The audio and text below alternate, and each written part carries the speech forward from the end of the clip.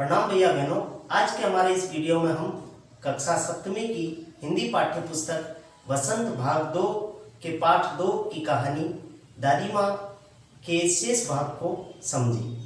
पिछले वीडियो में हमने समझा था कि लेखक किस प्रकार अपनी दादी माँ के द्वारा किए गए सामाजिक, सांस्कृतिक एवं आर्थिक मदद के कार्यों को विभिन्न घटनाक्रमों के द्वारा याद करता है। और हमने देखा था कि लेखक के बड़े भैया की शादी में औरतों के महिला संगीत कार्यक्रमों में पुरुषों के जाने पर रोक थी। इसके बावजूद भी लेखक का ममेरा भाई बरामदे में सो रहा था। इस बात पर महिलाओं ने आपत्ति जताई थी। आज के इस वीडियो में हम देखेंगे कि दादी किस प्रकार लेखक एवं उसके ममेरे भाई को बचाने में सहयोग करती है तथा अपने परिवार पर आर्थिक संकट आने पर उस संकट का निवारण किस प्रकार करती है, यह हम कहानी के शेष भाग के माध्यम से समझेंगे। दादी माँ बिगड़ी, लड़के से क्या पर्दा, लड़के और ब्रह्मा का मन एक सा होता है। मुझे भी पास ही एक चारपाई पर चादर उड़ाकर दादी माँ ने चुपके से सुला दिया था। बड़ी हंसी आ रही थी।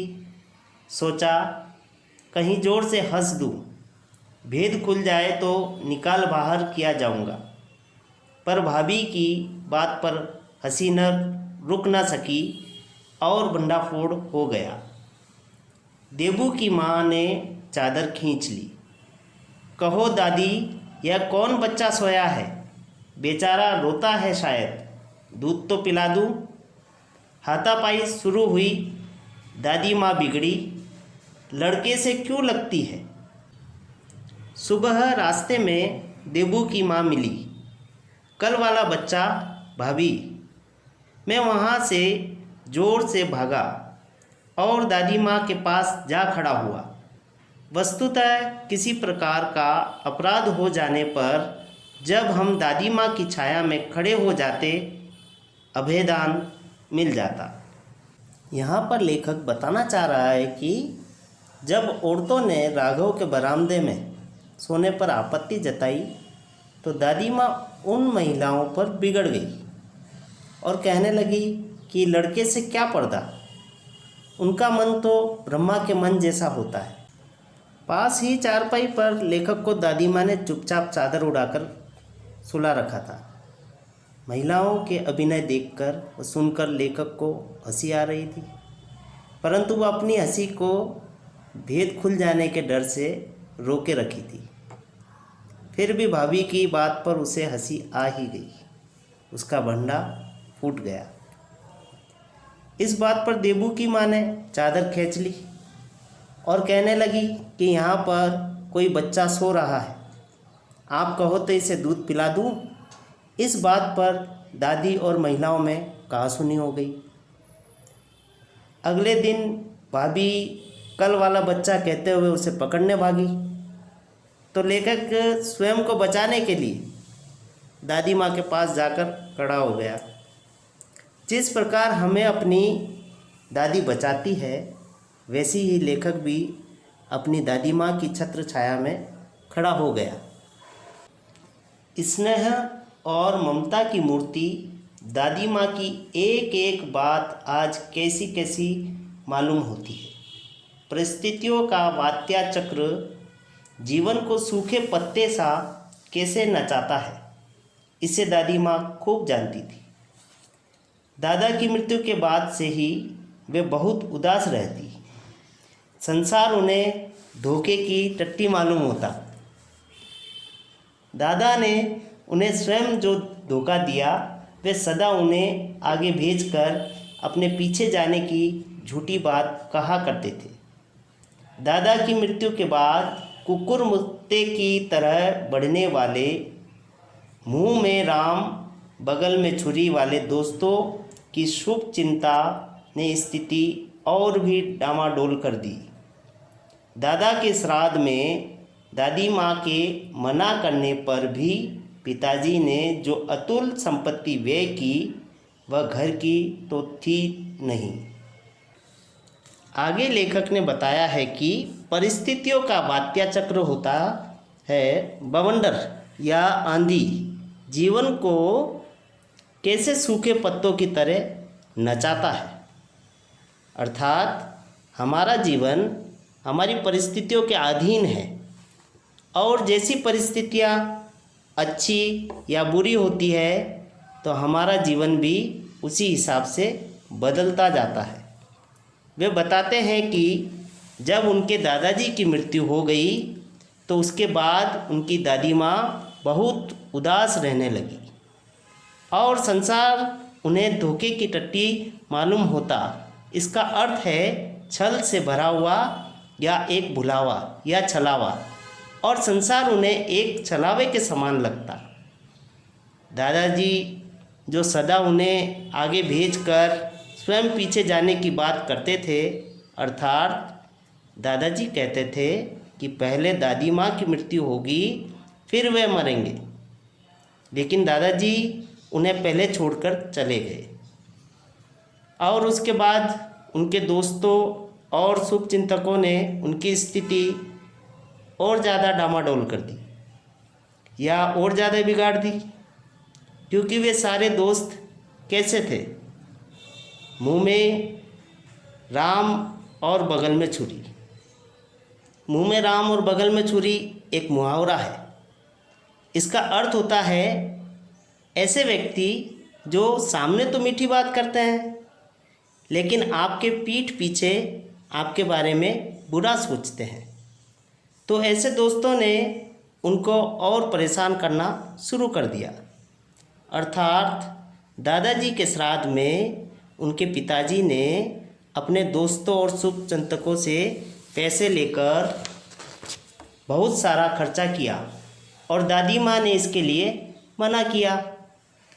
तो अब यही दोस्त पैसे की मांग करने लगे और उनके घर में परेशानियाँ बढ़ गई। दादी माँ अक्सर उदास रहा करती। माघ के दिन थे, कड़ाके का जाड़ा पड़ रहा था, पछुआ का सन्नाटा और पाले की शीत हड्डियों में घुसी पड़ती। शाम को मैंने देखा दादी माँ गीली धोती पहने कोने वाले घर में एक संदूक पर दिया जलाए हाथ जोड़कर बैठी है। उनकी स्नेह कातर आँखों में मैंने आंसू कभी नहीं देखे थे। मैं बहुत देर तक मन मारे उनके पास बैठा रहा। उन्होंने आंखें खोली। दादी माँ, मैंने धीरे से कहा। इसके बाद लेखक बताते हैं कि जब उनके दादाजी की मृत्यु हो गई तो उनकी दादी माँ अक्सर बहुत ज़्यादा उदास रहती थी और माघ का महीना जो होता है हिंदू कैलेंडर के हिसाब से जो जाड़ों के दिन होते हैं उसे ही माघ का महीना कहा जाता है। यानी कि हमारा जो जनवरी का महीना होता है वही माघ का महीना है। तो उस माघ के महीने में कड़ाके का ठंडा पड़ता रहता है। जनवरी में तो बहुत ठंड पड़ती है। उस ठंडी के मौसम में एक शाम उन्होंने अपनी दादी माँ को बहुत ज़्यादा उदास देखा लेखक ने, और उनकी स्नेह से या प्रेम से कातर मतलब अधीर, तो उनकी प्रेम से अधीर आँखों में आंसू भरे हुए थे और वे अपनी दादी माँ के पास बैठे रहे।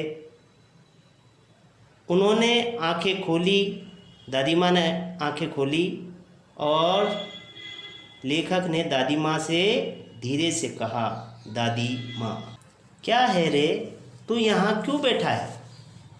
दादी माँ, एक बात पूछूं, बताओगी ना? मैंने उनकी स्नेहपूर्ण आँखों की ओर देखा। क्या है, पूछ। तुम रोती थी? दादी माँ मुस्कुराई। पागल, तूने अभी खाना भी नहीं खाया ना? चल चल, धोती तो बदल लो। दादी माँ, मैंने कहा। मुझे सर्दी गर्मी नहीं लगती बेटा। वे मुझे खींचती रसोई में ले गई। सुबह मैंने देखा चारपाई पर बैठे पिताजी और किशन भैया मन मारे कुछ सोच रहे हैं। दूसरा चारा ही क्या है, बाबू बोले, रुपया कोई देता नहीं, कितने के तो अभी पिछले भी बाकी है। वे रोने रोने से हो गए। रोता क्यों है रे? दादी माँ ने उनका माथा सहलाते हुए कहा। मैं तो अभी हूँ ही। उन्होंने संदूक खोलकर एक चमकती सी चीज़ निकाली।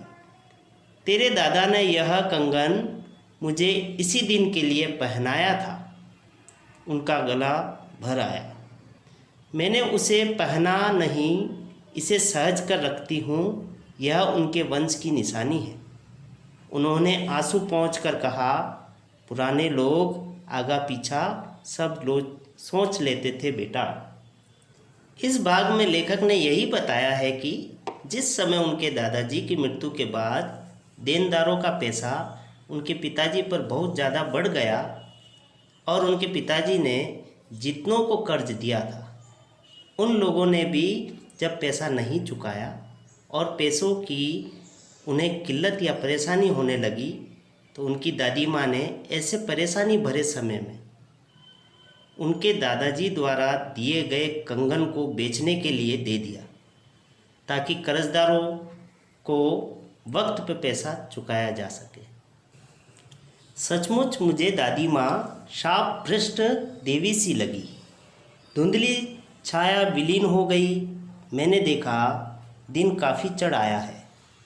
पास के लंबे खजूर के पेड़ से उड़कर एक कौवा अपनी घिनौनी काली पांखें फैलाकर मेरी खिड़की पर बैठ गया।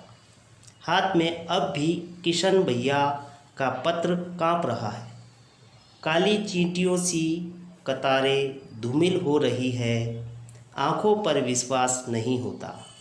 मन बार बार अपने से ही पूछ बैठता है, क्या सचमुच दादी माँ नहीं रही? तो इस प्रकार इस अंतिम पद को हम पहले पैराग्राफ से जोड़कर पढ़ते हैं, जहाँ की लेखक के अपनी दादी माँ की धुंधली सी एक छवि नज़र आ रही है और उसके बाद उन्होंने अपनी दादी माँ के बारे में बहुत सी बातें याद करी। तो आगे उन्होंने लिखा है कि वो धुंधली छाया जो उन्हें दिख रही थी वो धीरे धीरे विलीन हो गई और उन्होंने क्या देखा कि दिन काफ़ी चढ़ आया है। दिन काफ़ी चढ़ आया है और वक्त गुजर गया है और उनके हाथों में उनके भाई का पत्र है जिस पर कि उनके दादी माँ की मृत्यु की खबर लिखी हुई है और उनकी आंखों में इस खबर को पढ़ने वाला पानी आंसू के रूप में आ गए और लिखावट उन्हें चींटियों की कतारों की सी दिख रही है और वो पढ़ने में नहीं आ रही क्योंकि आंखों में आंसू भर चुके हैं और उन्हें बिल्कुल विश्वास भी नहीं हो रहा कि उनकी देवी जैसी दादी माँ अब इस दुनिया में नहीं रही। तो भैया बहनों, इस पाठ में लेखक ने हमें दादी माँ के बारे में बहुत अच्छी अच्छी बातें बताई थी कि वे कितनी अच्छी थी। कहीं ना कहीं इस पाठ को पढ़कर हमें अपनी दादी माँ की बहुत ज़्यादा याद आ गई होगी। आइए भैया बहनों, अब हम कहानी के अंतिम भाग में आए कुछ कठिन शब्दों के अर्थों को समझेंगे।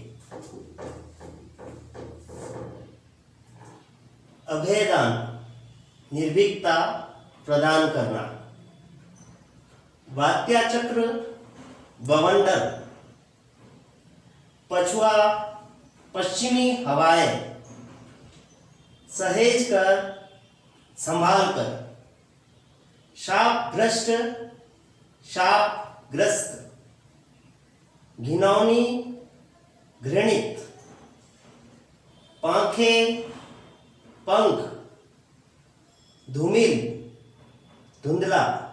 भैया बहनों, आप इन कठिन शब्दों को अपनी कक्षा कार्य की कॉपी में करेंगे। तो भैया बहनों, इस प्रकार हमारा यह प्रेरणादायी पाठ दादी माँ अनेकों उतार चढ़ावों के साथ पूर्ण होता है।